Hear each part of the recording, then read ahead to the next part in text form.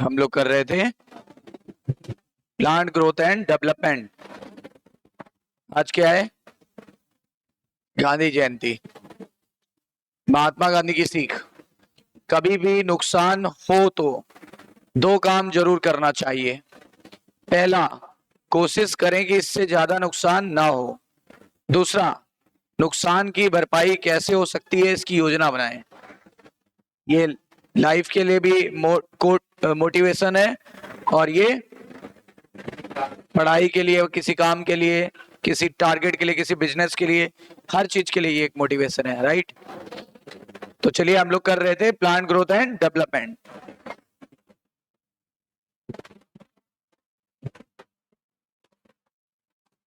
आज अपना टॉपिक है डिफरेंशिएशन। ग्रोथ के बाद क्या होता है? डिफरेंशिएशन। दो चीजें होती थी, एक होता था ग्रोथ, एक होता था डिफरेंशिएशन। तो ग्रोथ प्लस डिफरेंशिएशन बराबर क्या? डेवलपमेंट। तो हम लोग ने ग्रोथ कर लिया है, तो अभी क्या कर रहे हैं? डिफरेंशिएशन। डिफरेंशिएशन को हिंदी में बोलते हैं विभेदन।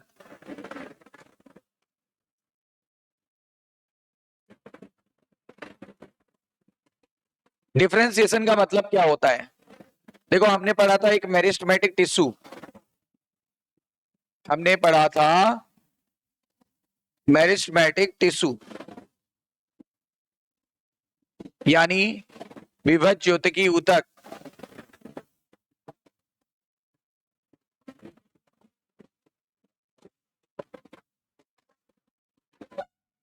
इसको डिवाइडिंग सेल बोलते थे कि non dividing cell? Dividing cells, इनके अंदर पावर ऑफ डिवीजन है। मतलब ये डिवाइडिंग सेल है, तो ये कहां पे होंगी? या तो G1 में होंगी, या तो S में होंगी, या तो G2 में होंगी, और या फिर कहां पे हो सकती है? M में। और M में भी याद दिला दे रहा हूं, पीमैट, यानी प्रोफेज, मेटाफेज, एनाफेज और टीलोफेज, कहीं पे भी हो सकती है।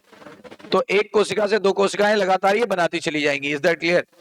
फिर आगे देखो, आज नहीं तो कल इनकी पावर ऑफ डिवीजन लॉस हो जाएगी, यानी दे विल डिफरेंशिएट। जब इनकी पावर ऑफ वो डिवीजन लॉस हो जाएगी, तो ये डिफरेंशिएट हो जाएंगे, डिफरेंशिएटेड या मैच्योर हो जाएंगे। डिफरेंशिएटेड या मैच्योर, या हम बोले स्थायी ऊतक में बदल जाएंगे, यानी permanent tissue. Permanent tissue, permanent tissue को हमने बोला था स्थायी ऊतक। और पढ़ा भी है आपने, कितने प्रकार का होता है? याद करो, दो प्रकार का होता है, एक सिंपल और एक कॉम्प्लेक्स। सिंपल में आएगा पीसीएस, पैरेन्काइमा, कोलेनकाइमा और स्क्लेरेन्काइमा, और कॉम्प्लेक्स में आएगा दो, जाइलम और फ्लोएम। इतनी बातें क्लियर है? ये क्या होता है? ये डिवाइडिंग नहीं है, ये होता है नॉन डिवाइडिंग सेल। यानी जब dividing cell non dividing cell में बदल जाती है, या पावर ऑफ डिवीजन लॉस कर देती है, बस इसी को बोलते हैं क्या? डिफरेंशिएशन। अब देखो, ये किस फेज में चली जाएगी? ये G0 फेज में चली जाएगी। क्विसेंट स्टेज भी बोला था, क्विसेंट फेज भी कहते हैं। यानी क्या? मेरिस्टेमेटिक टिश्यू जब अपनी पावर ऑफ डिवीजन लॉस कर दे, loss of power of division, loss of power of division, और स्थायी ऊतक में बदल जाए, तो इसी फिनोमिना को हम क्या बुलाएंगे? इसी फिनोमिना को हम बुलाएंगे differentiation. So what is differentiation? कुछ क्लियर हुआ? क्या क्लियर हुआ? कि जब भी कोई कोशिका डिवाइड करती है और अब कभी आगे चल के अगर अपनी पावर ऑफ डिवीजन लॉस कर देती है, तो इसी प्रोसेस को डिफरेंशिएशन कहते हैं। यानी कि डिवाइडिंग सेल का नॉन डिवाइडिंग सेल में बदलना, या फिर मैच्योर सेल का मैच्योर सेल में बदलना, या फिर मेरिस्टेमेटिक टिश्यू का परमानेंट टिश्यू में बदलना। सारी बातें की हैं, बस इसी प्रोसेस को हम बोलते हैं क्या? डिफरेंशिएशन। या फिर यूं बोले, इन फेजेस से निकल के इन फेज में चले जाना। समझ में आई बात? ये बदलाव आ रहा है, this phenomena is known as differentiation. और जब भी कभी डिफरेंशिएशन होगा, तो पौधा मैच्योर होगा, क्योंकि स्थायी तक बन रहे हैं, मैच्योर होगा। और मैच्योरिटी के बाद दो जगह सबसे ज्यादा बदलाव आता है, ठीक है ना? एक तो पौधे की जो सेल होगी वो अपना मैक्सिमम साइज अचीव कर लेगी। याद करो, मैच्योरेशन में सेल मैक्सिमम साइज अचीव कर लेता है, बताया था ना? तो क्या क्या बदलाव होंगे? दो तीन बदलाव होंगे, जैसे during differentiation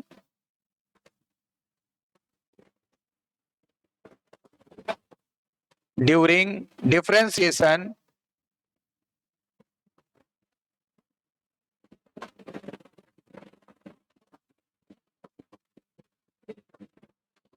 cell achieve maximum size. और क्या होता है, दो जगह पे बहुत ज्यादा बदलाव आता है ड्यूरिंग डिफरेंशिएशन। टू मेजर, वैसे तो बहुत सारे चेंजेस होते हैं, वैसे तो बहुत सारे चेंजेस होते हैं, पर टू मेजर चेंजेस देखे जा सकते हैं यहां पे। एक तो सेल वॉल में और दूसरा प्रोटोप्लाज्म में। सेल वॉल हो जाती है थिकेंड, यानी मोटी हो जाएगी, और प्रोटोप्लाज्म हो जाएगा मॉडिफाइड, मॉडिफाइड हो जाएगा। ध्यान दीजिएगा, अभी बताऊंगा कि क्या क्या बदलाव आ रहे हैं। तो दो मेजर बदलाव यहां देखने को मिलते हैं। पहला क्या होता है, पहला होता है सेल वॉल मोटी हो जाना, और दूसरा क्या होता है, दूसरा होता है प्रोटोप्लाज्म का मैच्योर हो जाना।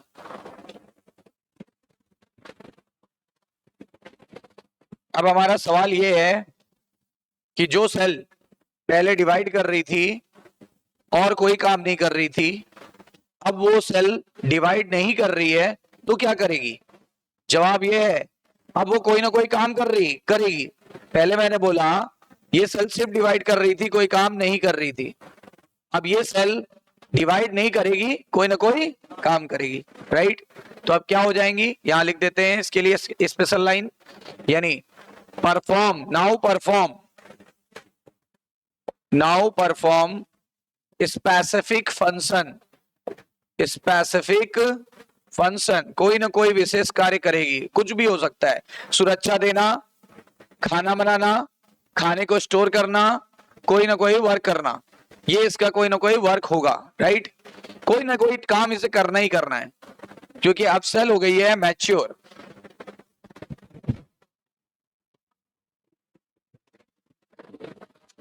चलो आगे बढ़ते हैं। एग्जाम्पल, इसका एग्जाम्पल क्या है? जो अभी हमने डिफरेंशिएशन बोला, इसका कोई उदाहरण होगा? जब प्लांट अपना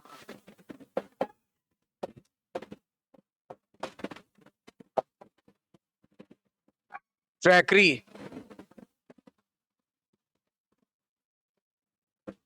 एलिमेंट,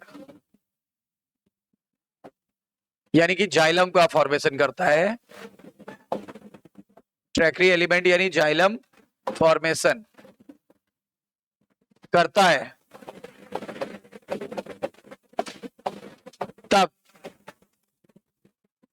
सेकेंडरी सेल वॉल बन जाती है, सेकेंडरी सेल वॉल बन जाती है, जो कि मोटी होती है। अभी बोला था ना सेल वॉल की मोटाई बढ़ जाएगी, जो कि थिक होती है।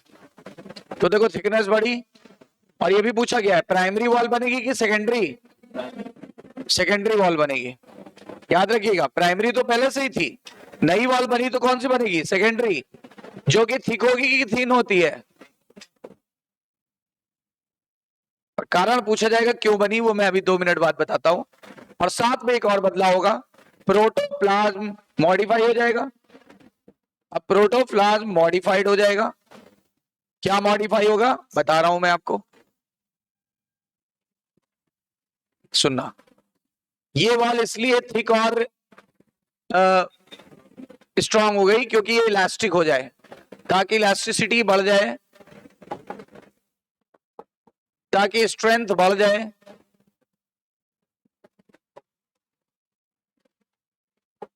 ठीक है ना? ताकि ये वाटर टेंशन यानी पानी का जो फोर्स लगता है ना इन पाइपों में, जब पानी ऊपर जाता है जाइलम में, तो वाटर टेंशन के फोर्स को फेस कर सके।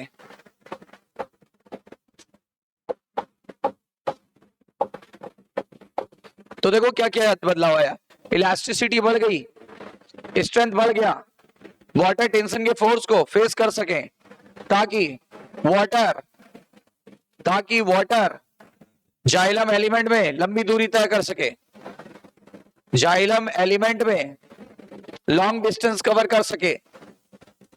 ध्यान देना, लॉन्ग डिस्टेंस की शॉर्ट डिस्टेंस।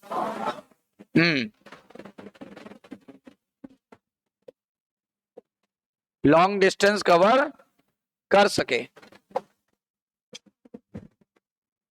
और इसके लिए कुछ तो बदलाव करने पड़ेंगे। ये जो सेल वॉल होती है किस केमिकल की बनती है जो ये लचीलापन और ये इलास्टिसिटी देती है, स्ट्रेंथ देता है? ये देता है due to deposition of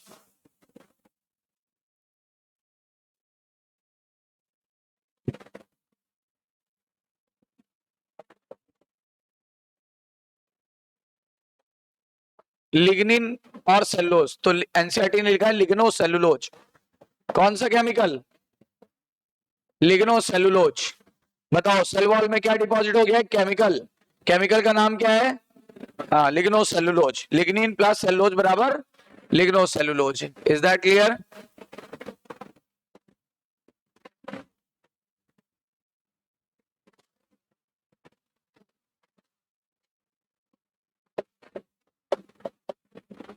ligno cellulose.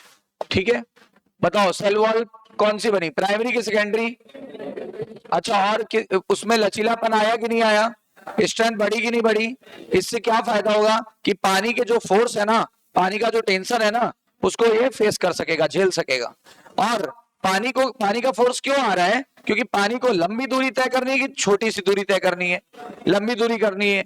कहां से? जड़ों से लेकर के कहां पर? टिप तक, बिल्कुल पत्तियों के टिप तक, ठीक है ना, या पौधे के बिल्कुल ऊपर वाली पत्तियों को जो नाजुक पत्तियां वहां तक ले जाना है। इसी के लिए एक केमिकल डिपॉजिट हो जाता है। कौन सा केमिकल? Ligno cellulose. Ligno cellulose. और प्रोटोप्लाज्म मॉडिफाई हो जाएगा। अब प्रोटोप्लाज्म मॉडिफाई होगा तो क्या होगा? याद करो, डेड हो जाता है ये प्रोटोप्लाज्म, डिसअपीयर हो जाता है, लॉस्ट हो जाता है। याद आया? प्रोटोप्लाज्म लॉस्ट हो जाता है।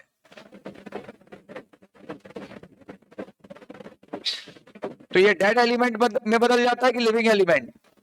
बताओ, 4 कंपोनेंट होते हैं, 4 में से कितने कंपोनेंट लिविंग थे? One and only. क्या नाम था उसका? Xylem parenchyma. बाकी सारे वेसल्स तो डेड, ट्रैकिड्स तो डेड, ठीक है ना, फाइबर तो डेड। याद आया? यानी out of 4 only 1 was living. Only 1 component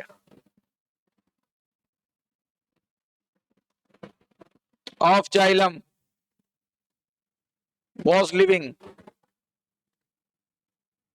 नाम जाइलम पैरेन्काइमा। याद आ रहा है? बताओ, vessel dead, tracheids dead, xylem fibre dead, one and only component that is living that is parenchyma. इसमें प्रोटोप्लास्ट डिसअपीयर नहीं होगा, बाकी सब में डिसअपीयर हो जाएगा, यानी लॉस्ट हो जाएगा। समझ आ रही है बात? इतनी बातें क्लियर हो गई? तो देखो बदलाव हुआ, यानी डिफरेंशिएशन के समय बदलाव आता है।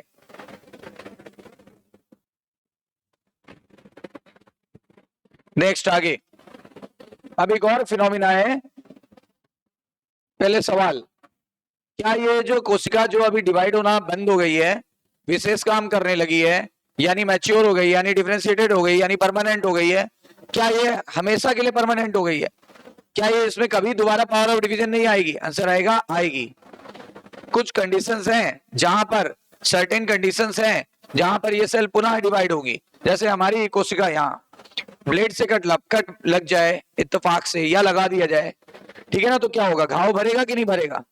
अब घाव भरेगा तो देखो, अभी तक कोशिका में विभाजन नहीं हो रहा था, सेल डिवीजन नहीं हो रहा था, अभी ये स्थायी तक था, परमानेंट टिश्यू था। अब दोबारा इसमें पावर ऑफ डिवीजन आ गई। अब जब दोबारा पावर ऑफ डिवीजन आ गई, घाव भर गया, घाव भर गया, अब फिर से इनमें कोशिका विभाजन रुकना पड़ेगा, सेल डिवीजन रुकना पड़ेगा, तो फिर से ये रीडिफरेंशिएट हो जाएगा। बोलो सही है कि नहीं? तो पहले हुआ था क्या? पहले यहाँ पे जब त्वचा बन रही होगी, बचपन में जब हम लोग एम्ब्रियोनिक कंडीशन में थे, त्वचा बन रही होगी, उस समय क्या डिवीजन हो रहा था? ये कौन सा फिनोमिना था? ये तो सेल डिवाइड कर रही थी, ये तो सेल डिवीजन का फिनोमिना था। जब इन्हीं में हमारी त्वचा बन चुकी तो सेल डिवीजन रुक गया। What is this? डिफरेंशिएशन। अब इनमें दोबारा चोट लगने पर पावर ऑफ डिवीजन आ गया। What is this? उल्टा करो, डी डिफरेंशिएशन। डिफरेंशिएशन का उल्टा डी डिफरेंशिएशन। अच्छा, अब जब चोट बढ़ जाएगा दोबारा इनमें पावर ऑफ डिवीजन लॉस हो जाएगी, तो बताओ क्या हो जाएगा? रीडिफरेंशिएशन। समझ में आई बात? क्लियर हुई बात? तो हम लोग अभी कौन सा फिनोमिना पढ़ने जा रहे हैं? डिफरेंशिएशन का उल्टा, डी डिफरेंशिएशन। क्या होता है इसमें? जो सेल अभी मैच्योर या परमानेंट हो गई है, मैच्योर या परमानेंट सेल या डिफरेंशिएटेड सेल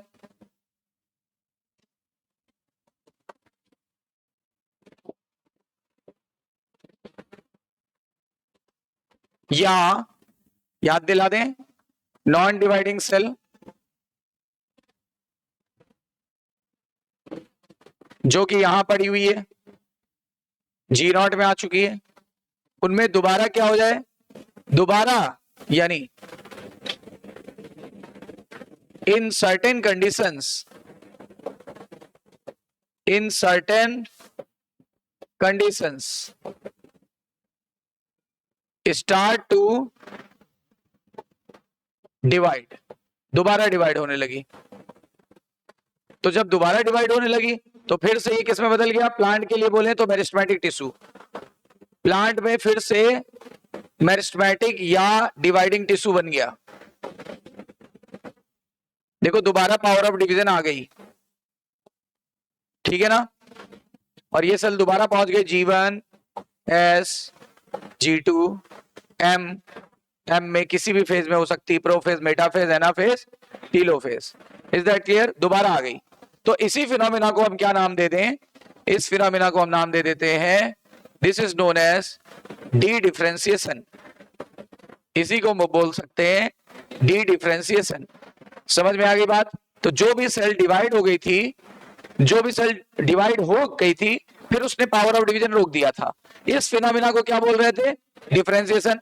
लेकिन अब एक स्टेप आगे बढ़े, जो सेल डिवीजन, जिसमें सेल डिवीजन लॉस हो गया था, वो पुनः डिवाइड होने लगी, तो पुनः डिवाइड होने लगी तो क्या बोलेंगे? D differentiation. समझ में आ गई बात? इसका बेस्ट एग्जांपल एनसीईआरटी में है क्या? पूछा, इसका बेस्ट एग्जांपल क्या है? एग्जांपल है इसका best tumour cell. Tumor cells are good example of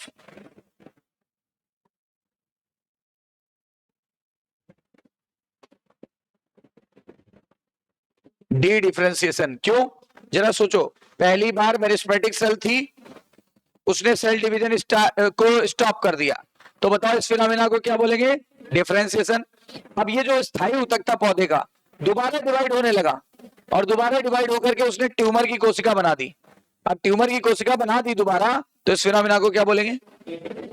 ठीक है ना? और ट्यूमर क्या, एक तरह का कैंसर ही तो है। ट्यूमर क्या है? कैंसरस सेल ही तो है। तो ट्यूमर इज व्हाट? ट्यूमर या कैंसरस सेल।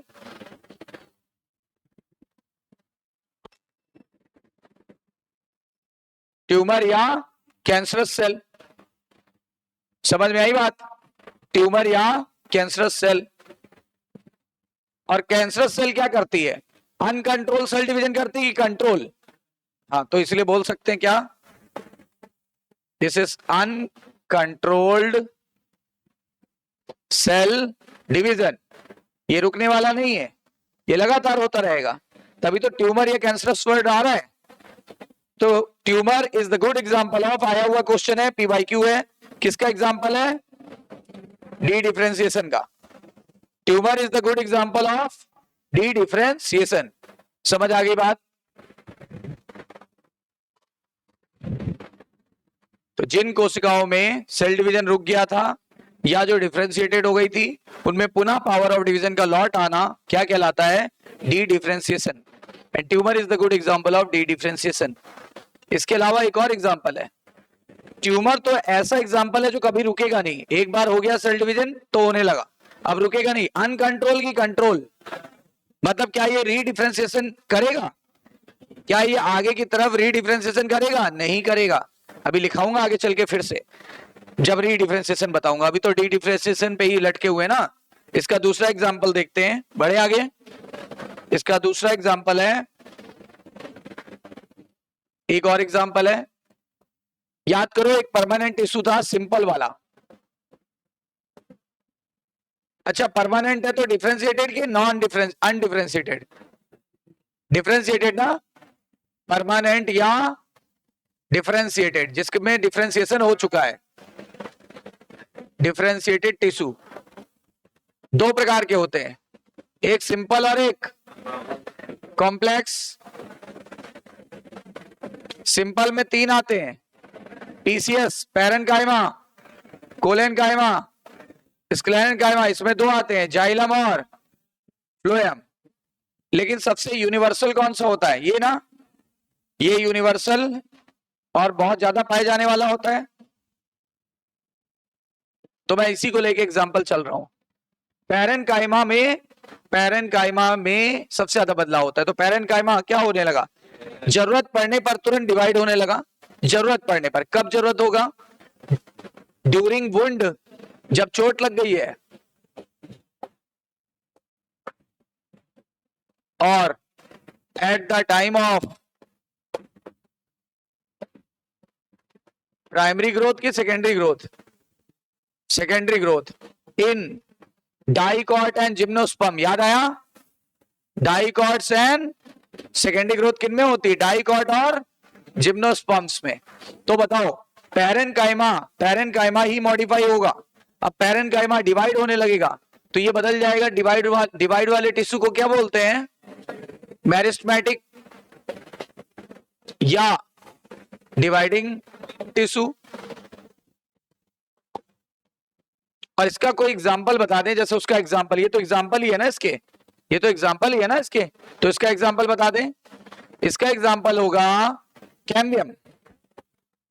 इसका एग्जांपल होगा कैम्बियम। और कैम्बियम कितने प्रकार का बनता है? 2। अगर आपको याद हो, वेस्कुलर बंडल के अंदर वाला, वेस्कुलर बंडल के अंदर वाला वेस्कुलर कैम्बियम, और ये रहा जाइलम, और इधर रहा फ्लोएम, और इधर बाहर भी एक कैम्बियम बनेगा, कॉर कैम्बियम। बिल्कुल सही है। तो 2 कैम्बियम बने, एक का नाम what is this cambium and what is this, ये था कॉर कैम्बियम, और एक वेस्कुलर कैम्बियम। तो दोनों कैसे हैं बताओ? ये दोनों किसके एग्जांपल हैं? है ना, मेरिस्टेमेटिक टिश्यू के। समझ आई बात? और ये कौन सा फिनोमिना हो गया? ये कौन सा फिनोमिना हो गया? हो गया dedifferentiation. This phenomena is known as, देखो, नॉन डिवाइडिंग सेल था, डिवाइडिंग सेल में बदलने लगा, और सेकेंडरी ग्रोथ करके क्या करेगा? पौधे की मोटाई बढ़ाएगा, लंबाई बढ़ाएगा? पौधे की लंबाई बढ़ाएगा कि पौधे की मोटाई बढ़ाएगा? पौधे की मोटाई बढ़ाएगा। लंबाई बढ़ने को प्राइमरी ग्रोथ और चौड़ाई बढ़ने को सेकेंडरी ग्रोथ, या फिर अगर चोट लगी हुई है तो घाव को भरेगा। ठीक है ना? सारी बातें clear? This is also good example of D differentiation. NCERT ने कहा है, क्या कहा है एनसीईआरटी में? एक चीज पूछी गई है, मैं क्वेश्चन पढ़ता हूं। पूछा है कि what would you call the parenchyma cell that are made to divide under the controlled laboratory condition during the tissue culture? मैं इसे लिखता हूं, टिश्यू कल्चर के दौरान। टिश्यू कल्चर क्या होता है? टिश्यू को हम कल्चर करके नया पौधा बनाते हैं। टिश्यू कल्चर के दौरान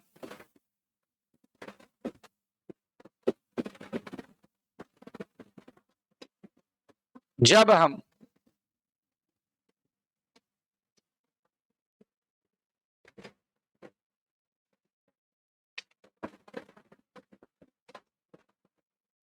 पैरेनकाइमेटस सेल्स के कैलस क्या होता है बताता हूं। कैलस होता है अनडिफरेंशिएटेड मास, अनडिफरेंशिएटेड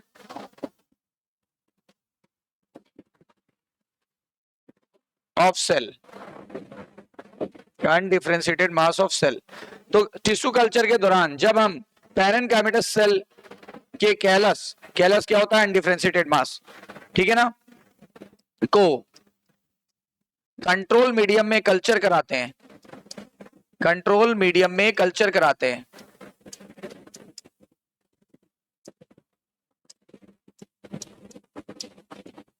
अब जरा सोचो, कंट्रोल मीडियम में कल्चर करा रहे हैं तो ये क्या होगा? जब कंट्रोल मीडियम में कल्चर कराओगे तो उसको नरिशमेंट मिलेगा, और जब नरिशमेंट मिलेगा तो दे वुड डिवाइड, क्या करेंगे, डिवाइड करेंगे, डिवाइड करके रूट और स्टेम बना देंगी, और अनडिफरेंशिएटेड से क्या हो जाएंगी, डिफरेंशिएट। अब यानी पावर ऑफ डिवीजन दोबारा आ गया कि नहीं आ गया, तो क्या बोलेंगे, this phenomena is also known as, हाँ ये एनसीईआरटी की लाइनें हैं सारी, देखो दिया होगा क्वेश्चन, ठीक है ना। तो कल्चर कराते हैं तो ये दोबारा डिवाइड होने लगता है, तो ये दोबारा डिवाइड होने लगता है। इस फिनोमिना को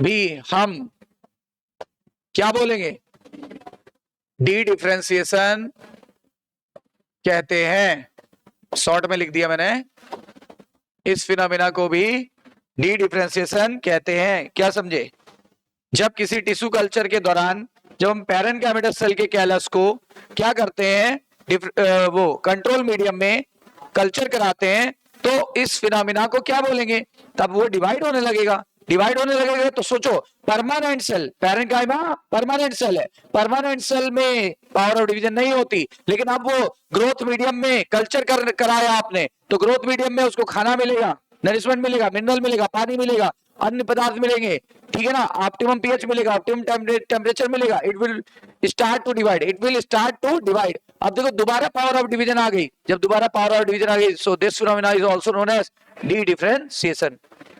नोट डाउन।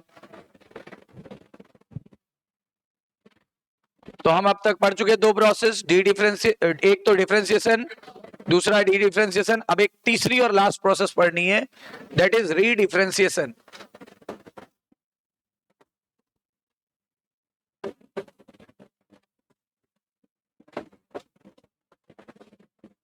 अब ये री डिफरेंशिएशन में क्या होगा, जो सेल अभी डी डिफरेंशिएटेड थी, ये देखो डी डिफरेंशिएटेड सेल या टिश्यू, डी डिफरेंशिएटेड को डिवाइडिंग बोलते थे कि नॉन डिवाइडिंग, बोलो, डिवाइडिंग टिश्यू। ये देखो ना यहां पे बैक जाके देख लो, ये देखो डिवाइडिंग या मेरिस्टेमेटिक, लिख दे रहा हूं तीनों नाम, या मेरिस्टेमेटिक, बिल्कुल ध्यान से चलो स्टेप बाय स्टेप। उनमें क्या हो गई, उनमें पावर ऑफ डिवीजन फिर लॉस हो जाएगी, दे अगेन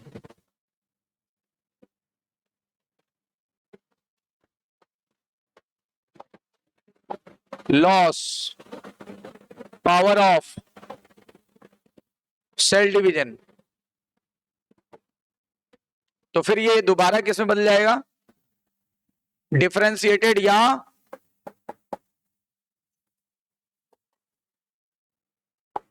या परमानेंट टिश्यू, परमानेंट या मैच्योर टिश्यू या नॉन डिवाइडिंग सेल में।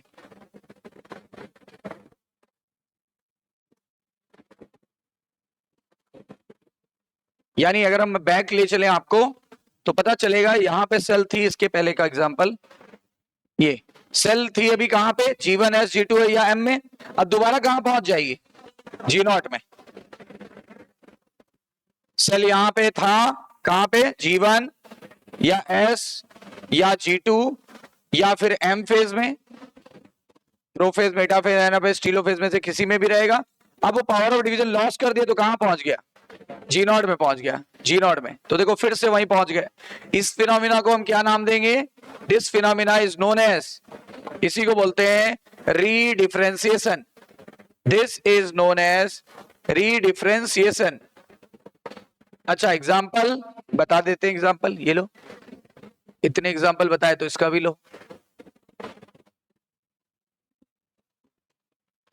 पहले इसका एग्जाम्पल बताएं, इसका एग्जाम्पल कैम्बियम था कि नहीं था, याद करो कितने कैम्बियम थे, एक वैस्कुलर कैम्बियम, शॉर्ट में लिख रहा हूं, एक कॉर कैम्बियम, जब, और ये इससे कौन सा परमानेंट टिश्यू बनेगा, रीडिफरेंशिएशन के बाद क्या बनेगा, यहां पर भी रीडिफरेंशिएशन के बाद क्या बन जाएगा, रुक जाना, वैस्कुलर कैम्बियम बनाएगा secondary xylem plus secondary phloem, और जाइलम और फ्लोएम परमानेंट टिश्यू होता है, बोलो, है ना, वो भी कॉम्प्लेक्स वाला। कॉर्क कैम्बियम क्या बनाएगा? कॉर्क क्या बनाएगा? कॉर्क प्लस, बताओ, कॉर्क कैम्बियम, कॉर्क कैम्बियम बनाएगा कॉर्क प्लस सेकेंडरी कॉर्टेक्स, बनाएगा कि नहीं बनाएगा? कॉर्क प्लस सेकेंड, भाई बाहर बनाएगा क्या? कॉर्क, और अंदर क्या बनाएगा? हाँ, सेकेंडरी कॉर्टेक्स। अब देखो ये सब परमानेंट टिश्यू थे, याद आ गया? याद आ गया ना? देखो ढंग से चीजों को पढ़ो, याद आएगा।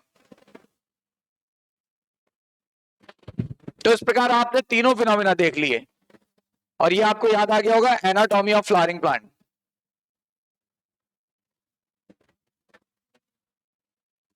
तो वेस्कुलर कैम्बियम रीडिफरेंशिएटेड होकर के सेकेंडरी जाइलम सेकेंडरी फ्लोएम में बदल गया, कॉर्क कैम्बियम रीडिफरेंशिएटेड होकर के कॉर्क और सेकेंडरी कॉर्टेक्स में बदल जाता है।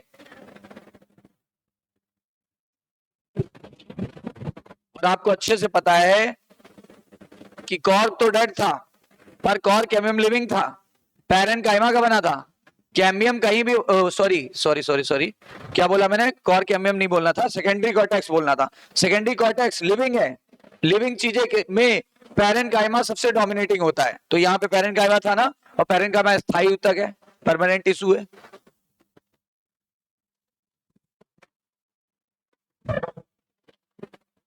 तो हमने क्या की पॉइंट पढ़े? हमने ये की पॉइंट पढ़े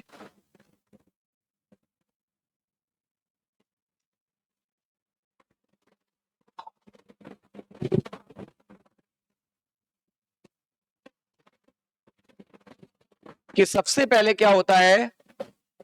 डिफरेंशिएशन, फिर उसी का क्या हो जाता है? डी डिफरेंशिएशन, और फिर उसी का क्या हो जाता है? रीडिफरेंशिएशन। ये करेक्ट ऑर्डर है।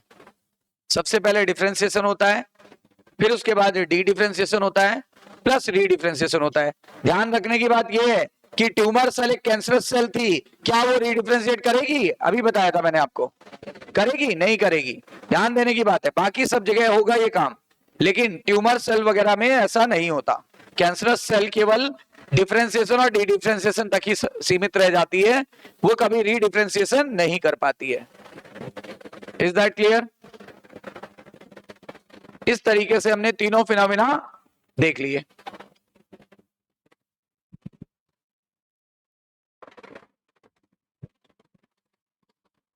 तो तीनों फिनोमिना क्लियर हो गए। क्या ट्यूमर सेल रीडिफरेंशिएट होगी? नहीं।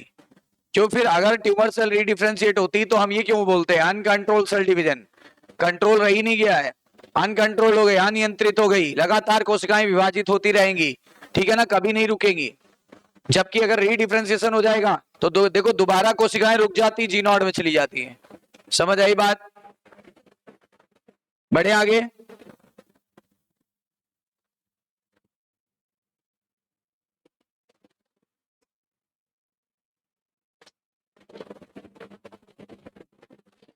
अच्छा, ग्रोथ कैसा था? ओपन फॉर्म था कि क्लोज? ओपन फॉर्म था। किसके कारण? मेरिस्टेमेटिक टिश्यू लगातार नई नई कोशिकाएं ऐड कर रहा था, इसी कारण हम लोग ने ग्रोथ को ओपन फॉर्म बोला था कि क्लोज फॉर्म। याद आया? लिखाया ये पॉइंट, ठीक है ना?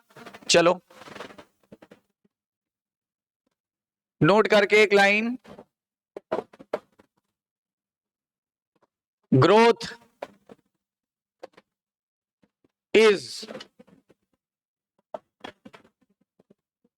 ओपन फॉर्म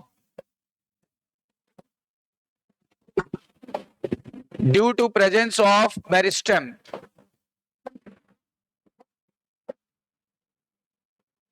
ठीक है ना?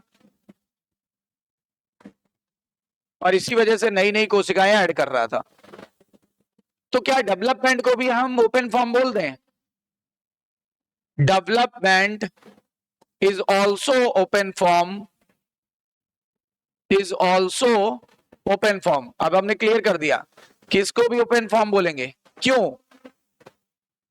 Wise due to presence of same meristem, same meristem, वही मेरिस्टेम था, कहीं बदला थोड़ा ना था, कोई नया मेरिस्टेम थोड़ा ना आ गया। मेरिस्टेमेटिक टिश्यू तो मेरिस्टेमेटिक ही होता है, उसके पास तो एक ही काम होता है, डिवाइड डिवाइड एंड डिवाइड।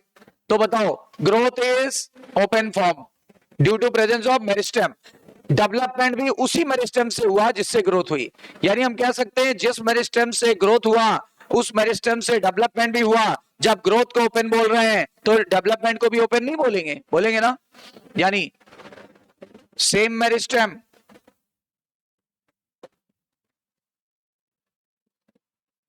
दो काम करता है, ग्रोथ भी कर रहा है, डेवलपमेंट भी कर रहा है, और दोनों को हम ओपन फॉर्म बोलना चाहेंगे।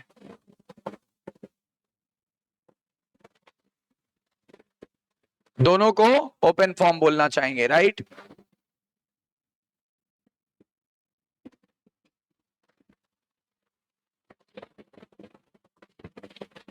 यहां डेवलपमेंट ना लिखना, थोड़ा सा गड़बड़ लग रहा है, डेवलपमेंट शब्द नहीं सही होगा। डिफरेंशिएशन की बात चल रही थी ना, तो उसको लिखो थोड़ा। अभी डेवलपमेंट तो दोनों को मिला के बोलेंगे, डिफरेंशिएशन बोलना, क्योंकि जिसकी बात चल रही थी हम उसकी तुलना कर रहे हैं। Differentiation is also open form, क्योंकि उसी से ग्रोथ हो रहा है, उसी मेरिस्टेम से, और उसी से डिफरेंशिएशन हो रहा था। उसी से ग्रोथ हो रहा है, उसी से डिफरेंशिएशन हो रहा है, दोनों सेम मेरिस्टेमेटिक टिश्यू से हो रहा है।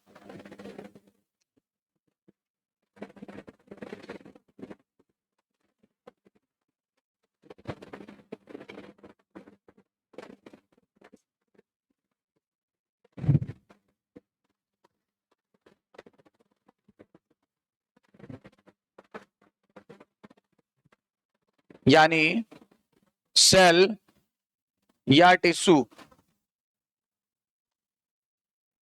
डिफरेंशिएशन के बाद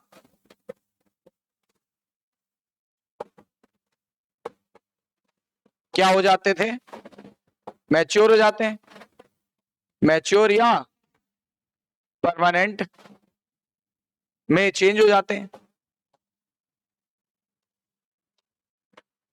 वह स्पेशलाइज्ड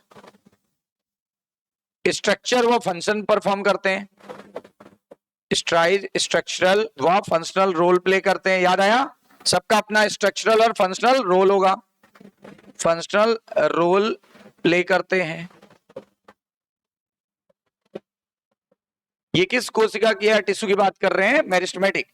मेरिस्टेमेटिक सेल जब डिफरेंशिएटेड हो जाएगी, जब इनका डिफरेंशिएशन हो जाएगा, तो they will convert into mature या परमानेंट सेल। अभी पढ़ के आए, change into specialised structure and में चेंज होकर, चेंज होगा, मैच्योर या परमानेंट टिश्यू में चेंज होगा।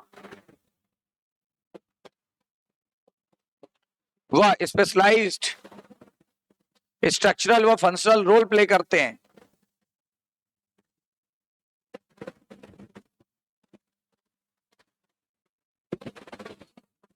यानी इनका स्ट्रक्चर बदल जाएगा, इनका फंक्शन बदल जाएगा। पहले सेल डिवीजन कर रहे थे, कोई फंक्शन परफॉर्म नहीं कर रहे थे, अब स्ट्रक्चर भी बदल जाएगा, फंक्शन भी। कैसे बताते हैं हम आपको।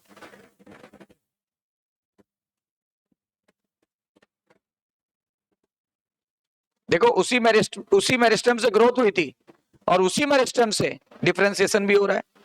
तो जो फाइनल शेप है ना, फाइनल शेप या फाइनल फंक्शन, वो किस पर डिपेंड कर रहा है, वो डिपेंड करता है एक तो मेरिस्टेमेटिक टिश्यू पर, उसकी लोकेशन पर, और एक डिपेंड करेगा पता है किस पर, एक डिपेंड करेगा इन्वायरमेंटल फैक्टर पर। तो मेन होता है लोकेशन, मेन होता है लोकेशन। देखो अभी मैं आपको बता रहा हूं कैसे।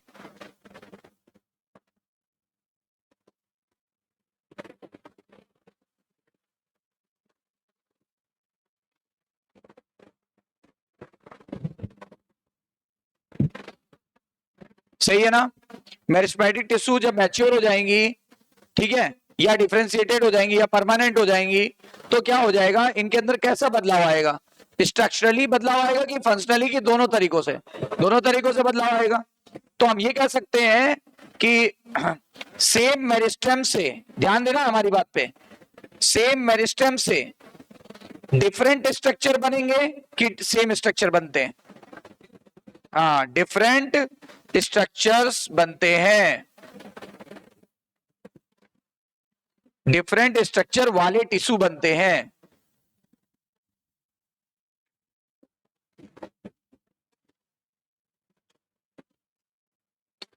सेम मेरिस्टेम से, अब बताओ सोच के देखो, उसी मेरिस्टेम से एपिडर्मिस भी आगे बनेगा, उसी मेरिस्टेम से कॉर्टेक्स भी आगे बनेगी, उसी मेरिस्टेम से पिथ भी आगे बनेगा, उसी मेरिस्टेम से आपका जाइलम भी बनेगा, उसी मेरिस्टेम से फ्लोएम भी बनेगा। तो फाइनल स्ट्रक्चर जो था वो डिफरेंट ही बनेगा, सब सेम तो बनेगा नहीं। सेम मेरिस्टेम से डिफरेंट स्ट्रक्चर वाले टिश्यू बनते हैं, सेम मेरिस्टेम से डिफरेंट स्ट्रक्चर वाले टिश्यू बनते हैं। क्लियर है? बढ़े आगे। देखो एग्जांपल, अच्छा, फाइनल स्ट्रक्चर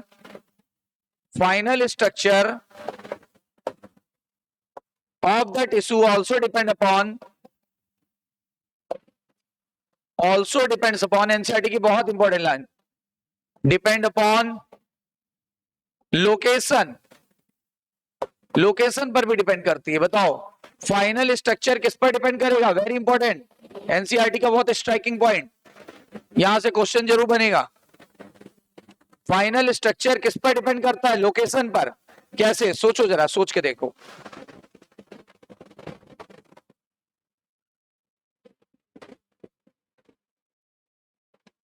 ये है मेरे रैम बैठा हुआ, रैम है ना, तो रैम के जो इधर की तरफ टिश्यू बनेगा परमानेंट वाला, वो क्या बनाएगा? रैम के जो करीब होगा, रैम के टिप पे जो होगा वो क्या बनेगा? हाँ बिल्कुल समझ गए, रूट कैप। यानी रैम टिप की तरफ, रैम यानी वही मेरिस्टेमेटिक टिश्यू, टिप की तरफ रूट कैप। देखो लोकेशन पर डिपेंड कर रहा है, रूट कैप कभी यहां बीच में नहीं बनेगा, बताओ बनेगा क्या? नहीं बनेगा। तो रूट कैप बनाता है, जबकि उसी मेरिस्टेम की पेरिफेरल वाली सेल, ये पेरिफेरी पे, बताओ पेरिफेरी पे क्या होगा?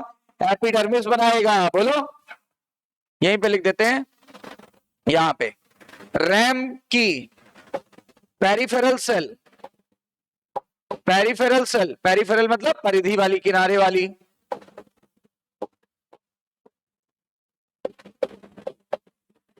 क्या बनाएंगी बताओ? सबसे बाहर की लेयर को क्या बोलते हैं? एपिडर्मिस। तो देखो एपिडर्मिस बना दिया। अब जरा सोच के देखना, मान लो हम सेंटर की बात करें, यहां सेंट्रल सेल की बात करें, रैम सेंटर में क्या बनाएगा? ये देखो वही रैम, देखो वही रैम, मैंने जो बात अभी बोली थी कि देखो एक ही मेरिस्टेम से डिफरेंट टिश्यूज बनते हैं, आगे चल के देख लो, बन रहे नहीं बन रहे? डिफरेंशिएशन के बाद मेरिस्टेमेटिक सेल से डिफरेंट टिश्यूज तैयार होते हैं कि सेम तरह के? डिफरेंट तरीके के। तो डिफरेंट तो होते हैं, पर ये और किस पर डिपेंड करता है? लोकेशन पर। मेरिस्टेम पर तो डिपेंड कर ही रहा है, लेकिन लोकेशन पर भी डिपेंड कर रहा है।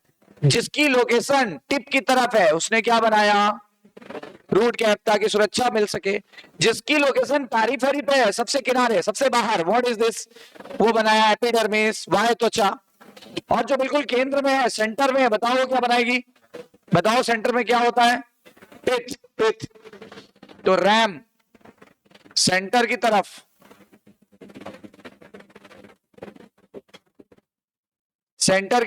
क्या बनाएगी? पिथ सेल्स बनाती है। या केवल पिथ भी लिख सकते थे, कोई दिक्कत नहीं है। समझ आ गई बात? हम पहले वाली लाइन से सेटिस्फाइड हुए कि नहीं, कि सेम मेरिस्टेम से डिफरेंट टाइप के स्ट्रक्चर्स तैयार हो रहे हैं, और डिपेंड कर रहा है लोकेशन पर, डिपेंड कर रहा है लोकेशन पर। कहता है कुछ और एग्जांपल बता दो, तो मैं आपको बताता हूं एक एग्जांपल और। एक तो पिथ वाला आपको एक्स्ट्रा एग्जांपल बताया, मान लो हम यहां की बात करें, सैम, यहां सैम बैठा हुआ है, सैम भी एक मेरिस्टेमेटिक टिश्यू है, नाम में एम लिखा हुआ है। अब देखो ये पेरिफेरी पे इधर की तरफ क्या बनाएगा? ये पेरिफेरी पे इधर क्या बनाएगा? माना कि इधर बना रहा है वही एपिडर्मिस, ये भी एपिडर्मिस बनाएगा बाहर की तरफ, ध्यान देना। लेकिन ये स्टेम की एपिडर्मिस बनेगी कि रूट की? बिल्कुल। और एक बात और बताइए, यहां पर एपिडर्मिस के नीचे की जो सेल होगी, जस्ट एपिडर्मिस के नीचे की सेल, ये वाली देखो, एपिडर्मिस के जस्ट नीचे की तरफ क्या बनाएगा? ये बनाएगा, याद करो, एपिडर्मिस के नीचे की सेल को हाइपोडर्मिस बनाएगा, जबकि रूट में हाइपोडर्मिस नहीं होती, यहां हाइपोडर्मिस नहीं होती है, इसलिए मैंने यहां एग्जांपल नहीं दिया, समझ रहे हो? और मैंने यहां पिथ वाला एग्जांपल भी नहीं दिया, क्यों? डाइकॉट में तो पिथ होगी, सही है, लेकिन मोनोकॉट में पिथ नहीं होती, क्योंकि वैस्कुलर बंडल स्कैटर्ड होते हैं। बोलो, यहां पिथ नहीं लिख सकते दावे के साथ, यहां लिख सकते थे, क्योंकि चाहे डाइकॉट रूट हो चाहे मोनोकॉट, दोनों में पिथ बनेगा सेंटर की तरफ। मानते हो कि नहीं मानते हो? माना कि कम या ज्यादा बन रहा है, पर बनेगा तो। लेकिन यहां तो डाइकॉट में बनेगा, पर मोनोकॉट में नहीं होता, क्योंकि स्कैटर्ड होता है वैस्कुलर बंडल। अच्छा, एपिडर्मिस के नीचे क्या जनरल कॉर्टेक्स बनाएगा? बताओ। तो ऐसे कह रहा, और एग्जांपल बताओ, बताते जाओ, उसमें क्या, सब पता है आपको, लोकेशन के अकॉर्डिंग चलते जाओ बाहर से अंदर। सबसे पहले एपिडर्मिस, फिर हाइपोडर्मिस, फिर जनरल कॉर्टेक्स, फिर एंडोडर्मिस, फिर पेरीसाइकिल, फिर फ्लोएम, फिर उसके बाद कैम्बियम हो सकता है, अगर डाइकॉट है तो, नहीं है तो फिर कोई बात ही नहीं, फिर आएगा जाइलम, फिर सेंटर की तरफ पिथ आ जाएगा।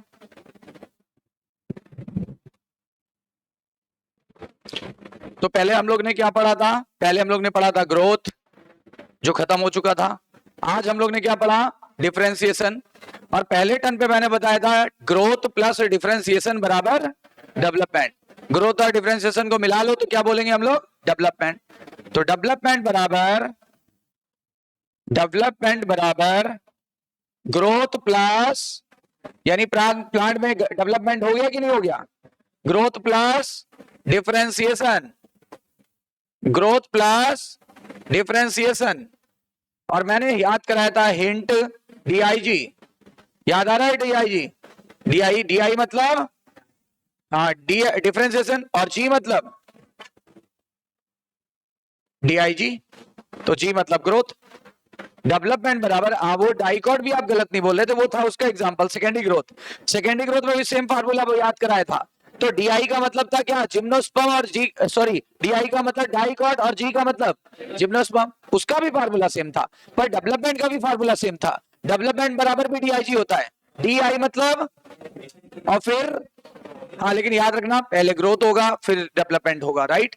Growth and development, growth and development, लेकिन फार्मूला याद करने के लिए हमें डीआईजी लिखना पड़ रहा है। समझ आई बात?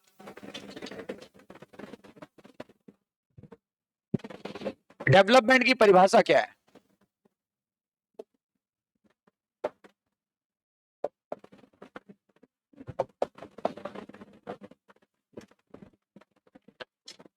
किसी भी ऑर्गेनिज्म के लाइफ टाइम में जो भी बदलाव हो रहा है उसे क्या बोलते हैं? उसे बोलते हैं डेवलपमेंट। यानी किसी भी ऑर्गेनिज्म में, किसी भी ऑर्गेनिजम्स की लाइफ साइकिल के दौरान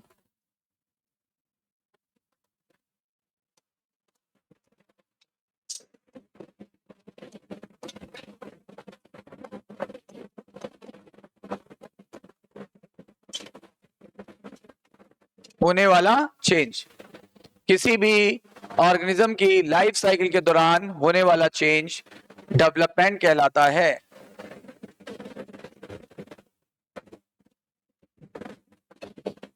और अब तो आप बता सकते हो कि इसमें दो घटनाएं शामिल होती हैं, एक होता है ग्रोथ और दूसरा होता है डिफरेंशिएशन, क्योंकि अभी अभी फार्मूला भी बताया है और दोनों फिनोमिना हम लोग ने पढ़ा भी है।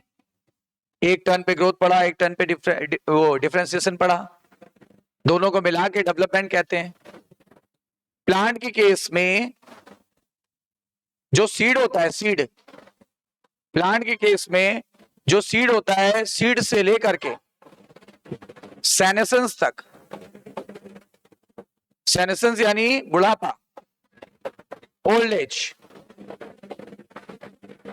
यानी सीड जर्मिनेशन से लेकर के, सीड जर्मिनेशन बोलना, सीड के जर्मिनेशन से लेकर के बुढ़ापे तक इसकी लाइफ साइकिल चलेगी। इस लाइफ साइकिल में जो भी बदलाव आएंगे, इस लाइफ साइकिल के बाद सीड जर्मिनेशन से लेके, पहले सीड को बोएंगे, सीड उगेगा, नन्हा पौधा तैयार होगा, फिर उसकी नीचे जड़ें बहुत विकसित हो जाएंगी, फिर उसका तना बहुत विकसित हो जाएगा, पत्तियां बड़ी बड़ी हो जाएंगी, शाखाएं निकल जाएंगी, लंबाई बढ़ेगी पहले, बाद में अगर डाइकॉट है चौड़ाई भी बढ़ सकती है, और पौधा धीरे धीरे मैच्योर हो जाएगा। और फिर पहुंच जाएगा किस पीरियड में, पहले इसमें आएगा जुवेनाइल पीरियड, फिर आएगा रिप्रोडक्टिव पीरियड, और फिर कहां पहुंच जाएगा, फिर बुढ़ापे वाले फेज में पहुंच जाएगा और फिर मर जाएगा। बोलो सही है? तो यानी क्या, इसी लाइफ साइकिल के दौरान जो चेंज आ रहा है, ये जो चेंज आ रहा है इसी को बोलते हैं क्या, डेवलपमेंट। यानी सीड जर्मिनेशन से लेकर के सेनेसेंस तक जो भी इसकी लाइफ साइकिल चल रही थी, उसके अंदर जो भी बदलाव या परिवर्तन आ रहा था, उस सभी सीक्वेंस को, सभी स्टेप्स को मिला के क्या बोलते हैं, डेवलपमेंट। चेंज या स्टेप्स और सीक्वेंस इक्वल्स टू डेवलपमेंट। अच्छा, हम इसको ऐसे शो भी कर सकते हैं।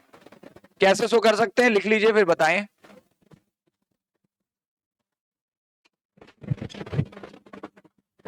तो लाइफ साइकिल के दौरान किसी भी जीव में जो भी स्टेप्स या चेंज या बदलाव या फिर सीक्वेंस फॉलो होंगे, they all sequence are collectively known as development. तो सीड के जर्मिनेशन से लेकर के सेनेसेंस तक जो भी इसके अंदर चेंजेस आए, they all are included in development. और ये एक स्पेसिफिक रूल फॉलो करके चलते हैं, ऐसा नहीं कि रैंडम चलेंगे, स्पेसिफिक रूल। कभी पौधा पहले यंग हो जाए, बाद में बूढ़ा बाद में बूढ़ा होने की वजह पहले बूढ़ा हो जाए, बाद में यंग हो जाए, ऐसा हो सकता है क्या? बताओ। फल पहले दे दे, बाद में बूढ़ा होके मर जाए, ऐसा हो सकता है क्या? नहीं। अच्छा, पहले पौधे की मोटाई बढ़ जाए, बाद में लंबाई बढ़ जाए, क्या ही फर्क पड़ता है? अरे बहुत फर्क पड़ जाएगा। नहीं हो सकता, सीक्वेंस कभी गड़बड़ नहीं हो सकते। ऐसे तो पता है, बोलोगे कि सर हम बूढ़े पैदा हो गए होते, फिर जवान होते, फिर बच्चे होके मर गए होते, तो क्या है, तब भी वही हालत होता जो तब भी हाल होगी।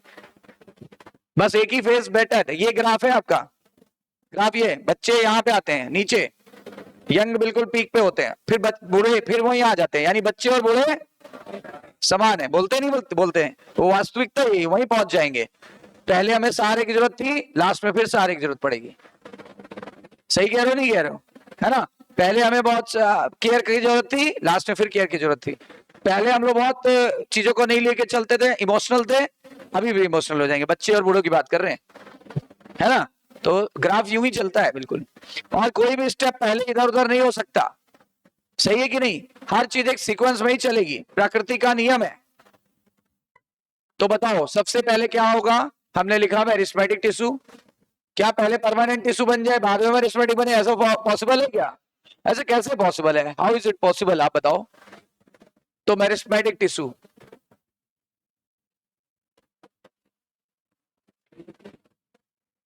इसने किया, इसका प्रोटोप्लाज्म बढ़ता है, उसको बोलते हैं प्लाज्मेटिक ग्रोथ। इसमें प्लाज्मेटिक ग्रोथ होगी, यानी सेलुलर लेवल पे ग्रोथ हुई। फिर सेल डिवीजन हो सकता है, सेल डिवीजन। ये ग्राफ दिया हुआ है, अभी ये टेबल दी हुई है, फ्लो चार्ट दिया हुआ है। तो मेरिस्टेमेटिक टिश्यू में प्लाज्मेटिक प्रोटोप्लाज्म बढ़ा, और फिर इसमें क्या हुआ? सेल डिवीजन हुआ। अगर जरूरत है बार बार सेल डिवीजन की, तो ये क्रम चलता रहेगा। देखो घूम घूम के, एक बार हुआ, फिर सेल डिवीजन, फिर दोबारा हुआ, फिर सेल डिवीजन, और एक और फिनोमिना है। उसके बाद फिर यहां लिख सकते थे हम लोग बर्थ। बर्थ के बाद ही तो मेरिस्टेमेटिक टिश्यू बनेगा। यानी यहां बर्थ से मतलब है सीड जर्मिनेशन, यहां बर्थ से मेरा मतलब है सीड जर्मिनेशन। भाई पौधे की बात चल रही है, तो सीड जर्मिनेशन होगा, तो जर्मिनेशन के समय मेरिस्टेमेटिक टिश्यू बनेगा, उससे प्लाज्मेटिक ग्रोथ होगी, फिर सेल डिवीजन होगा। अगर सेल डिवीजन नहीं करना है तो अब ये क्या करेगा? अब करेगा सेल इलॉन्गेशन।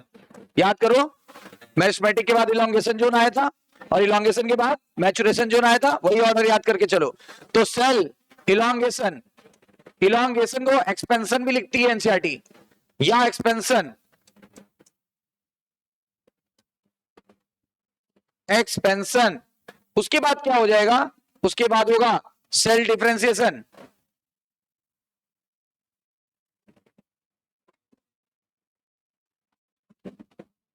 फिर मैचुरेशन, फिर मैच्योर टिश्यू बन जाएंगे। बोलो, समझ आई बात? यहां तक क्लियर है? सबसे पहले क्या हो जाएगा? सबसे पहले हो गया आपका सेल डिवीजन, ठीक है ना? अब मैच्योर हो गया है पौधा, मैच्योर टिश्यूज बन गए। अब बताओ, मैच्योर टिश्यू जब बन गए तो यानी आप ये बिल्कुल यंग स्टेज पे आ गया, बिल्कुल यंग। पहले बच्चा था, सेल डिवीजन किया, लंबाई बढ़ी उसकी, थोड़ा सा मैच्योरिटी आई, तो मैच्योर हो गया, मैच्योरेशन हुआ, मैच्योर टिश्यूज बन गए, अब बिल्कुल यंग है, कुछ सालों तक यंग रहेगा। फूल बनेंगे, फल बनेंगे, काफी। अगर वार्षिक पौधा है, एनुअल प्लांट है, तो एक साल में ही ये सब स्टेजेस आ जाएंगी। और अगर पेरिनियल यानी बहुवर्षीय पौधा है, तो ऐसा करने में उसे काफी वर्ष लग जाएगा। बोलो, आम के पौधे में पहली बार फूल कब आएगा? काफी सालों बाद, है ना? इसी तरह से हम बोले गेंदे के पौधे में, मैरीगोल्ड के पौधे में फूल कब आएगा? एक साल के अंदर ही आ जाएगा, फ्लावरिंग भी कर लेगा, मर भी जाएगा। ठीक है, अब बताओ, इसके बाद अब इसका आज नहीं तो कल क्या आ जाएगा? बुढ़ापा, सेनेसेंस यानी ओल्ड एज। उसके बाद क्या होगा बताओ? ओल्ड एज के बाद, हाँ, उसके बाद हो जाएगा डेथ।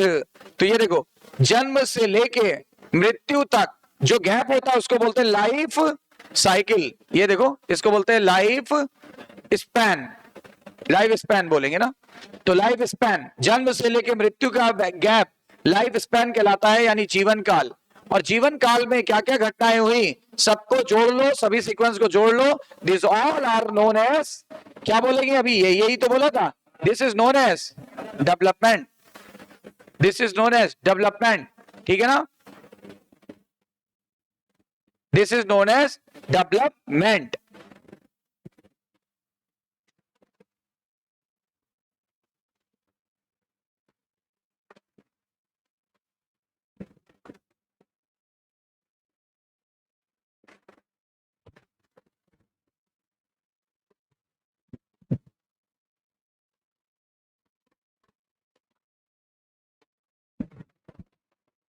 एक क्वेश्चन पूछ रहा हूं, बताना जरा। सेल वो जब भी कोई सेल का डेवलपमेंट होता है या किसी ऑर्गेनिज्म का डेवलपमेंट होगा, तो क्या सही क्रम होगा? अगर मान लो 5 ऑप्शन बना दिए जाए, ठीक है, किसी को, इसको ए नाम दे दिया गया, माना इसको ए नाम दे दिया गया, चलो दे के देखते हैं।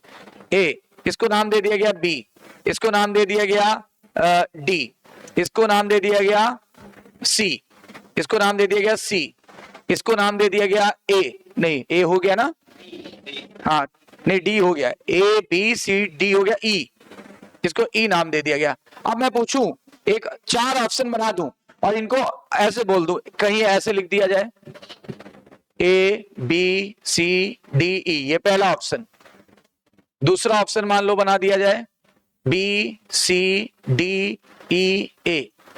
तीसरा ऑप्शन बना दिया जाए, चौथा ऑप्शन कुछ बना दो A D C E B, ठीक है ना? और एक ऑप्शन करेक्ट वाला होगा। अब करेक्ट वाला क्या ऑर्डर होगा जरा बताओ? हाँ, बी ए, बी ए की B E, E B,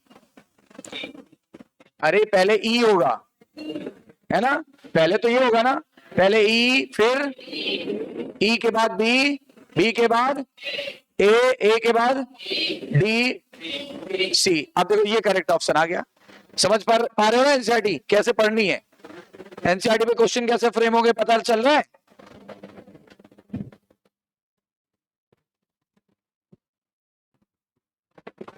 finished, आगे बढ़ते हैं। एक वर्ड आ रहा है plasticity.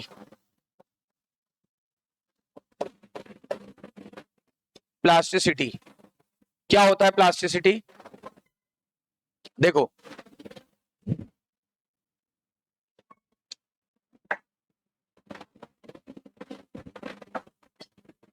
response in different environment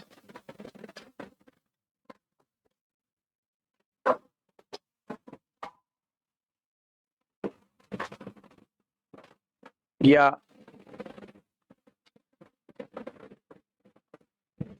phase of life, ठीक है? 2 कंडीशन है, रिस्पॉन्स इन डिफरेंट इन्वायरमेंट या फिर phase of life, phase of life form, phase of life form. दो कंडीशन है। प्लांट क्या कर रहा है, प्लांट क्या करता है, रिस्पॉन्स करता है किसके अकॉर्डिंग, डिफरेंट इन्वायरमेंट के अकॉर्डिंग। आपको अच्छे से पता है कि इन्वायरमेंट का प्रभाव सभी जीवों पर पड़ता है, तो इस पे भी इन्वायरमेंट का प्रभाव पड़ेगा, या तो इन्वायरमेंट का प्रभाव की वजह से और या फिर फेज ऑफ लाइफ फॉर्म की वजह से। दो वजहें हैं जिसकी वजह से पौधा क्या करेगा, डिफरेंट स्ट्रक्चर तैयार करेगा, डिफरेंट इन्वायरमेंट में डिफरेंट स्ट्रक्चर तैयार करेगा, या फिर लाइफ के फेज में डिफरेंट डिफरेंट स्ट्रक्चर बनाएगा, यानी डिफरेंट स्ट्रक्चर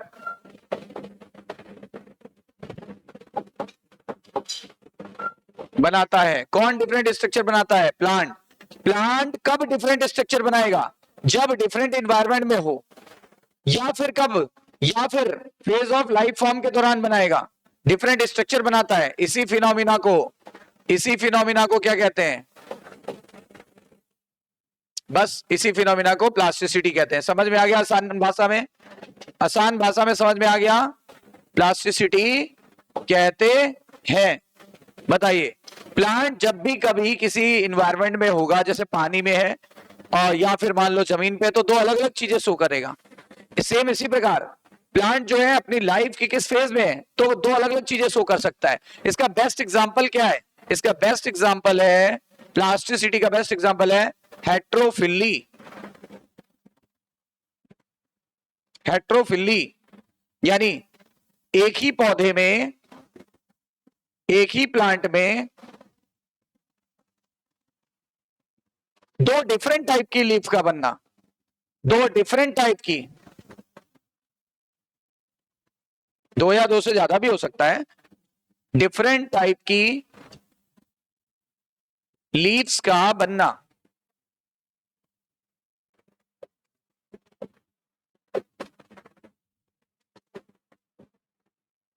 एक ही प्लांट में दो डिफरेंट टाइप की लीव्स का बनना, एक ही प्लांट में दो डिफरेंट टाइप की लीव्स का बनना क्या कहलाता है, कहलाता है हेट्रोफिली।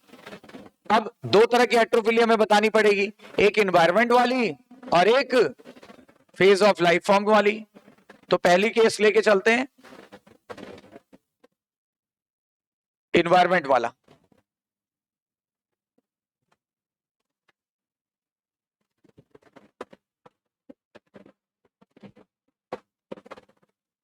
चलो दो एनवायरनमेंट लो, एक ले लेते हैं हम एक्वेटिक यानी पानी वाला, और एक को ले लेते हैं टेरेस्ट्रियल यानी लैंड वाला। तो जो एक्वेटिक एनवायरनमेंट में जो लीफ होती है, किसकी बात कर रहा हूं मैं, बटर कप पौधा होता है, बटर कप प्लांट। इसको रेननकुलस भी कहते हैं, हालांकि एनसीईआरटी में नहीं दिया हुआ है। तो अगर ये एक्वेटिक में है, दोनों जगह रहता है, एक्वेटिक में भी रहता है और टेरेस्ट्रियल हैबिटेट में भी रह सकता है, ठीक है ना। तो जब बटर कप में जो एक्वेटिक वाली पत्तियां वो ज्यादा कटी फटी होंगी, ज्यादा डिसेक्टेड होती हैं। डिसेक्टेड मतलब होता है कटे फटे होना, कटी फटी, कटी फटी। और टेरेस्ट्रियल वाली लेस डिसेक्टेड होगी, कम डिसेक्टेड होगी। तो देखो इन्वायरमेंट का असर पड़ा कि नहीं पड़ा, पानी वाले इन्वायरमेंट में पत्तियां ज्यादा कटी फटी हैं, जबकि लैंड वालों में देखो इतनी ज्यादा कटी फटी नहीं है, कम कटी फटी है। तो इन्वायरमेंट का असर पड़ा कि नहीं पड़ा, क्या एग्जाम्पल है, हाँ इन्वायरमेंट वाली हेट्रोफिली का एग्जाम्पल। देखो एनसीईआरटी में तो सब लाइनों में दिया हुआ है, हम आपको देखो तोड़ तोड़ तोड़ तोड़ के हर लाइन का मतलब बता रहे हैं, हर लाइन से क्वेश्चन आता है, याद रखिएगा।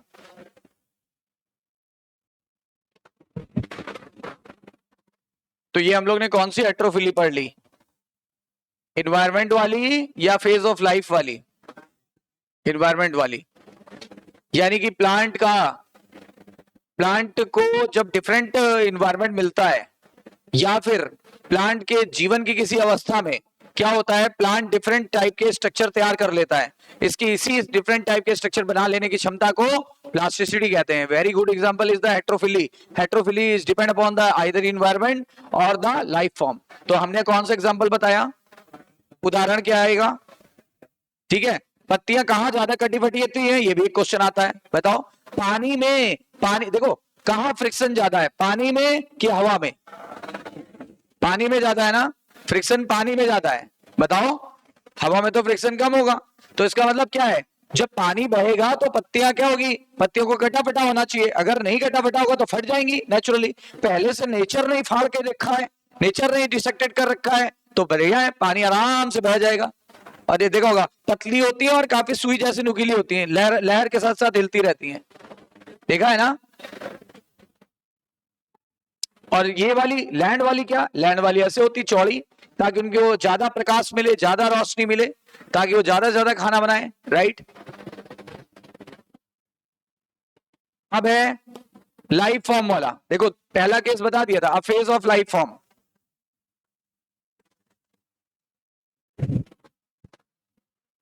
At the rate of phase of life form. अब लाइफ फॉर्म में एक होती है जुवेनाइल फेज, आपने आपको बताया था जुवेनाइल फेज, यानी फ्लावरिंग के पहले की स्टेज, फ्लावरिंग के पहले की स्टेज को जुवेनाइल बोलते हैं।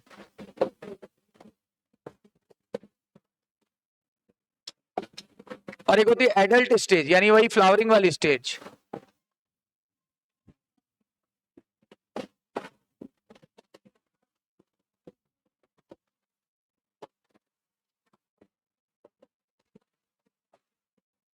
देखो यहां जो पत्तियां होंगी ना बहुत नाजुक होंगी, और यहां जो पत्तियां होंगी ना वो नॉर्मल होंगी, नॉर्मल एंड हार्ड, उसकी तुलना से हार्ड, नॉर्मल एंड थोड़ी सी हार्ड हो जाएगी। आप खुद बताओ, अच्छा जब कोई भी पालक की बात करें, छोटे छोटे पालक को कभी खाओ, उसका टेस्ट देखना, छोटे छोटे नाजुक वाले, कभी बड़े वाले जिसकी पत्तियां काफी चौड़ी हो, देखना एक तो किसको काटोगे तो क्रैक हो जाएंगी, टूट जाती ना, और जितनी भी पालक और हार्ड होती जाएगी उतनी टूटती जाएगी, और नाजुक वाली कभी टूटती नहीं। और नाजुक वाली का कभी टेस्ट देखना और वाली का टेस्ट देखना, जमीन आसमान का फर्क होगा। इसलिए सही पालक कौन सी, बहुत ना बड़ी ना बहुत छोटी, बिल्कुल छोटी, इतनी बड़ी बड़ी तो खाओगे नहीं, है ना, मीडियम वाली पालक। तो क्यों बता रहे हैं, ये तो मैं आपको एक बात बता रहा हूं। तो जुवेनाइल फेज हमेशा नाजुक होगा, और एडल्ट फेज उसकी तुलना से थोड़ा हार्ड होगा, ठीक है ना। तो दो तरह के यहां पे पत्तियां दिखती हैं, नाजुक और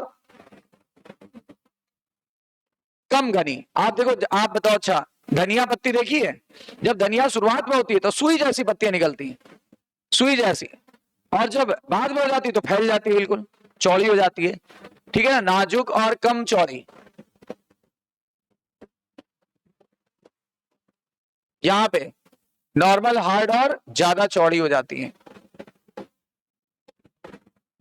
अभी फिगर दिखाते हैं एनसीईआरटी में। और इसका एग्जांपल, उसका एग्जांपल क्या था, बटर कप। इसका एग्जांपल है एलसीआर। आप सर्किट कुछ याद करते हो ना, एलसीआर सर्किट, है ना, बोलते हो ना एलसी सर्किट, एलसीआर सर्किट, कुछ सर्किट्स याद करते हो तो एलसीआर, एल से लक्सपुर, लक्सपुर, आर साइलेंट होता है, लक्सपुर, ऐसा लग रहा है जगह है ना कानपुर के बगल में, कानपुर के बगल में कौन सी जगह है, लग रहा है लक्सपुर है ना। सी से कोरिएंडर, धनिया, एल सी स्क्वायर आर पूरा फार्मूला था, रुक जाओ मैं बताता हूं पूरा फार्मूला। क्यों एल सी स्क्वायर, यहां पे एल सी स्क्वायर याद रखो, आर इसलिए नहीं क्योंकि रेनन-कुलस अलग कर दिया है, रेनन-कुलस को बटर कप बोलते थे वो अलग कर दिया है, तो एल सी स्क्वायर। तो सी का मतलब हो गया अगला कॉटन, लक्सपुर, कोरिएंडर और कॉटन, लक्सपुर, कोरिएंडर और कॉटन। और आर क्यों बता रहे थे, वो रेनन-कुलस भी शामिल कर रहे थे, पर उससे आपका क्वेश्चन गलत हो जाएगा। क्यों, क्योंकि वो किसका था, एनवायरमेंट वाला, ये किसका एग्जांपल है, लाइफ फॉर्म वाला। ये लाइफ फॉर्म वाला एग्जांपल है।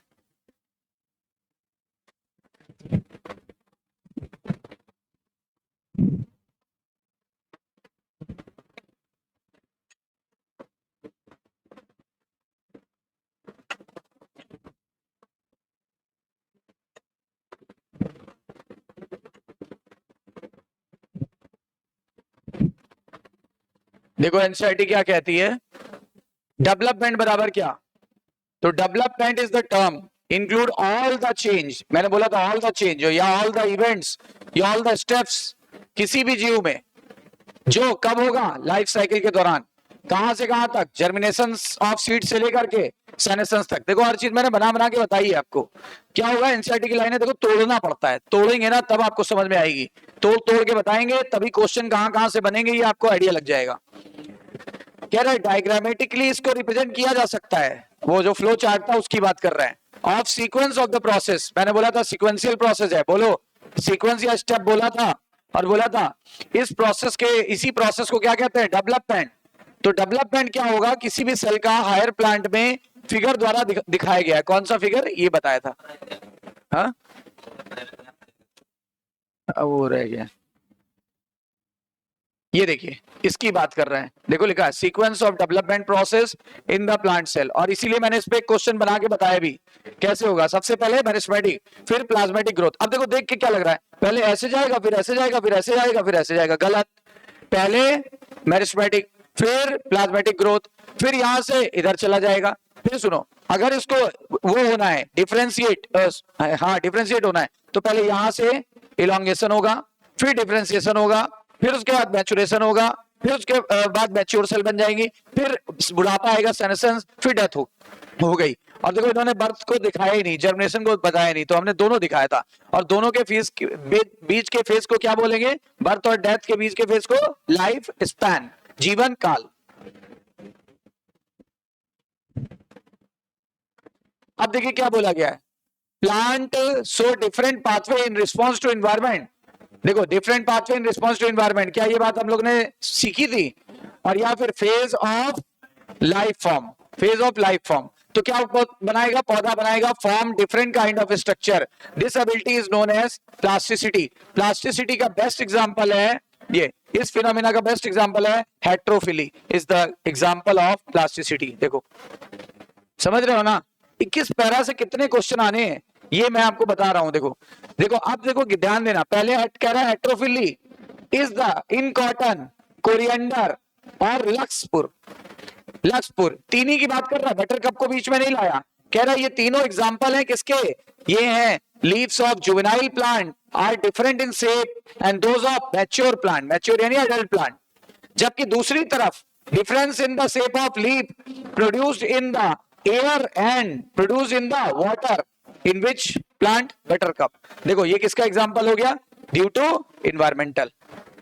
समझ रहे हो, आपको चीजें आसान दिख रही हैं पर वो है नहीं, हमने उस चीज को निकाला है। देखो जुवेनाइल वाली धनिया पत्ती हुई या कोई भी ऐसी हो सकती है, या लक्सपुर की पत्ती ये दी हुई है, ये लक्सपुर का पूछा जाएगा ये फिगर किसका है, तो आपको लग रहा है धनिया पत्ती, क्योंकि ऐसे ही दिखता है वो भी, पर एक्चुअली में धनिया पत्ती नहीं है। ये क्या है, ये कानपुर के बगल वाली जगह, क्या नाम है, लक्सपुर। तो जुवेनाइल एडल्ट, ठीक है।